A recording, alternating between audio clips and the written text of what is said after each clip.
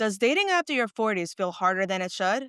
Well, a listener sent in a question so many women quietly carry. Is being too picky the problem, or does dating actually get more complicated as we get older? Well, today's conversation features renowned dating coach Evan Marc Katz, who has helped thousands of women find lasting love, unpacking what really changes about dating after your 40s, and why experience, wisdom, and standards aren't obstacles, they're advantages. Love still matters at this stage of life, and this conversation may change the way you approach dating. So let's dive in. Hey everyone, and welcome back to 52, the podcast where we help you date with clarity, courage, and confidence. I'm Kelly, a tech attorney turned intentional dating advocate. And if you've ever felt like dating is confusing, especially if you're a smart, successful woman who does everything right, but still struggles to find love, today's episode is going to speak directly to you. And on that note, we are so excited to welcome someone who's been called the personal trainer for smart, strong, successful women. He's coached thousands of women around the world and has been featured in the New York Times, USA Today, and CNN. Now, his mission is clear: to help women create lasting love by raising their relationship standards and dating more deliberately and intentionally. And we're so honored to have with us today Evan Marc Katz. Evan, welcome to 52. How are you? Where are you joining us from? Thank you for having me, Kelly. I live in Los Angeles. Amazing. We're so happy to have you. And to our listeners, grab your coffee or your tea or even your wine, depending on what time it is, because we're diving into a real life situation from one of our listeners. And I know Evan is going to give us a great perspective that flips the way we often think about dating. Evan, are you ready to dive in? I was born ready. Oh, yeah. Let's go. So, the first question we have today is a 47-year-old lady from Boston who shares that she's been divorced for 6 years and feels like dating in her 40s is so much harder than it was in her 20s and 30s. She says men her age often go for younger women, and when she dates men in their 50s or 60s, she feels like she's settling for less chemistry or energy than she's hoping for. She wonders if she's being too picky or if midlife dating is just stacked against women. So, Evan, the first question we have on this is why is dating more complicated for women in their 40s, 50s, and 60s? Because you're not getting anybody the first time around. Life takes its toll. And I don't know how old you are, but you look like you're around 30 or something like that. Yeah, I'm right about there. I'm 53. I started doing this when I was 31. And the amount that life teaches you over time, think of yourself when you were 25 before you were doing this. Think of yourself now 5 years from now. So a lot happens. So when you're in your 20s and 30s, the world is at your feet. You have the most options for male attention. The majority of people are still single. By your late 30s, maybe the numbers have changed, but it's certainly at one point, 75% of people have been married. So if you are on the other side of that and you're in your late 40s, you're basically dealing with people who are divorced. And people who are divorced are going to have issues with their ex wives. They're going to have issues potentially with alimony, child rearing, and then the baggage we accumulate over time that takes a toll on your belief system. So all of those things, including the things that people talk about, the idea that maybe the dating pool gets a little bit worse because the good ones are taken. I think that's a Mm, little overstated, but certainly if secure attachment style people stay married, it leaves a lot of anxious and avoidant people out. absolutely. Great points. Thanks for sharing that. And then it comes down to it for smart, successful women who've built careers, families, and lives that they're proud of. What unique challenges come up when they're searching for love at this stage when they're older, whether it's in their 40s, 50s, 60s, or even older? It has a lot to do with our built-in expectations of what a partner should bring. And that's part of the challenge. Is most people, but I only coach women, so I hear it specifically from women, want to date the male equivalent of themselves, Mm, but taller, smarter, richer, funnier, right? And mhm. without their flaws. And they focus on the tall too. You point that that's always their number one. Yeah. I'm not saying good or bad. I'm saying Oh, yeah, most that's women yeah. want to date themselves with a penis, but better and without their own flaws. Yes, okay. And so we've raised the bar on what we come to expect from partnership. And to some degree, that's a good thing. The fact that women have more college degrees and have narrowed the pay gap and in big cities have obliterated it. This is a good thing. Women don't have to be Yeah, married to the guy to support them the way my parents' generation was, for right. example. But we haven't necessarily adjusted for if you are economically independent, that should change the way you choose partners. And that is for most people the sticking point. Because if you're a 99th percentile woman in terms of economics, you don't need a 99th percentile man, no more than a 99th percentile man is looking for a 99th percentile woman. Yep. And that is a sociological change that is worthy of discussion. Yeah, 100% true. And, many women right now, they're saying, I keep attracting the wrong men. So why do you think this happens? And what does it reveal about the woman and how they choose partners? Well, there's a story behind that, and it's a challenging story. The easiest thing for anybody to say is, "I attract the wrong people," because it absolves ourselves of personal responsibility.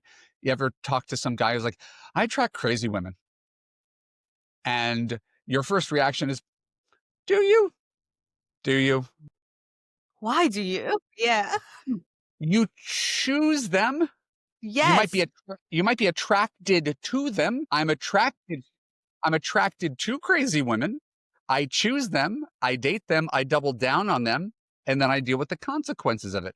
So I think a better framing is, why am I attracted to bad guys? Why am I Mic choosing bad drop. guys? Why am I staying with bad guys? Because you are not a magnet that attracts them. Some woman meets the bad guy and is like, oh, stay away. And someone's Mhm. like, come on in, make yourself at home. Mhm. So true. But there's often this temptation to go for the brilliant, wealthy, handsome man who seems like the quote unquote catch. So what are some of the downsides women should be aware of with this type of partner? We're not saying here that those men are bad at all. We're just saying that the assumption is dangerous. So, Well, yeah, I what are think the downsides? when people hear this, people in general have a hard time because we fall into sort of this false binary. So if I suggest that dating a billionaire might not be a great idea, it doesn't mean I'm against money. And if I say chasing chemistry might not be a great idea, it doesn't mean I'm anti chemistry, but people tend to hear that. So we have to stamp that out before I give the answer, right? Yep. Tall for you might be better than short. Rich is better than poor. Smart is better than stupid. Fit is better than fat. No one is arguing these things. Right? It's so true. I think the problem is when we're trying to date a guy who is a Top Chef supermodel Rhodes Scholar. Yeah. If you've ever dated anybody kind of like that, what were the downsides? You don't need me to tell you. A guy who's really gorgeous walks around like he's really gorgeous, and people throw themselves at him. And he might be a little bit of a narcissist, and he might be less likely to settle down. He might want to try to have an open relationship. Yeah, or like his good looks might also blind you to what's important. Like you might not be seeing if like he's inconsistent or if he's not empathetic, like you were saying, if he's Right. And we narcissistic. could go down the line. Yeah, yeah. If we're dating a Or guy he could who's be really, amazing, but we're not yeah, anti looks, but if yeah, you're dating a guy who's a self made millionaire, how did he become a self made millionaire? He might travel 20 weeks a year. He might work until 10 o'clock. He might text you once every 2 weeks because his work comes first and you come second. There's a whole bunch of things that we don't take into consideration. Same with intelligence.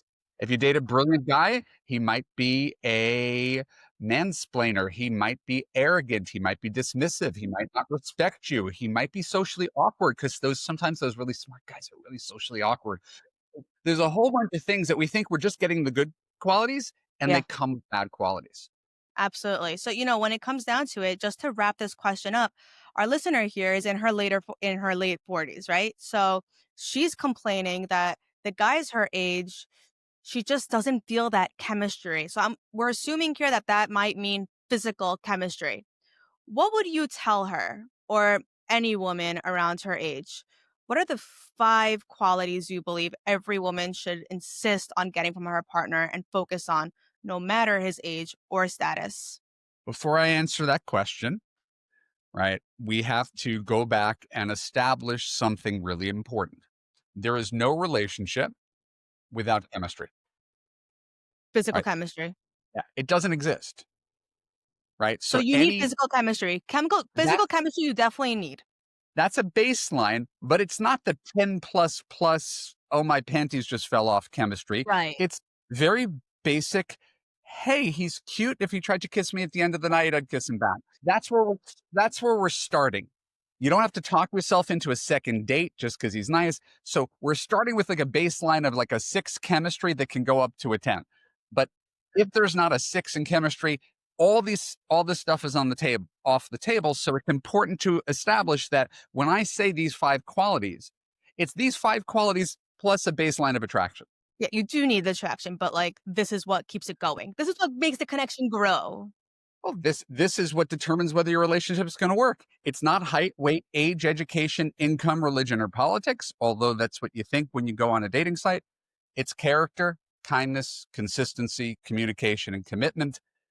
And if you look back on your previous relationships, I don't have to know who you are who's listening. If you look back on your previous boyfriends, your relationship failed because of one or more of those things: character, kindness, consistency, communication, or commitment. It did not fail because he was 5'9". I promise you that's not why it fell apart. Let's just acknowledge that everybody, and this is man or woman, your dating pool consists of the people who are willing to date you, right? So imagine a guy who is 50 and divorced, and he can't help but to be attracted to women in their early 30s. And he's gone online and he's wondering, why don't these women pay attention to me? Because you look like their dad. That's why they're Ah, not paying attention to you. But I can't help what I'm attracted to. Well, your dating pool consists of the women who want to date you. If the women who you're attracted to are not paying attention to you, you have to shift to the people who are paying attention to you. But I don't want the people who are paying attention to you have me. to be open minded. People hear open minded and they shut down.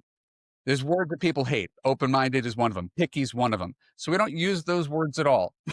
So what we're going to say is there's a big Venn diagram. Here's the people who are attracted to me. I don't like any of them. Here's the people I'm attracted to. They don't like me. And that's the definition of being single. So we need to move those two things closer together so that the people that are attracted to you and the people you're attracted to have a small sliver in common. That might only be 10% of them. But if there's 10% of people who like you and you like, you're in business. If I love these things never overlap and everybody you're attracted to isn't interested in you, you're going to be alone for a long time. that. Thanks for sharing that, Evan. Wait, on that note, good luck to our listener here. If you have any more questions, feel free to reach out to Evan. And that's a wrap on today's conversation on 52.